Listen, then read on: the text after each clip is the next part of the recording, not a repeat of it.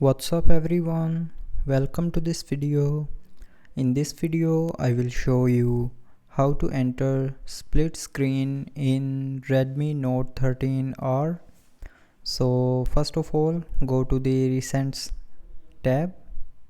Now press and hold on a app in which you want to open split screen. Now click on this split screen icon. Now one app is opened on the top. Now you can open any app from your phone in split screen. So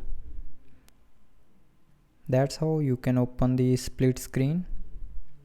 Now to close the split screen, swipe all the way up or down from the center of your screen to close the split screen view. So that's how you can enter split screen in Redmi Note 13R. So I hope you liked the video. Thanks for watching.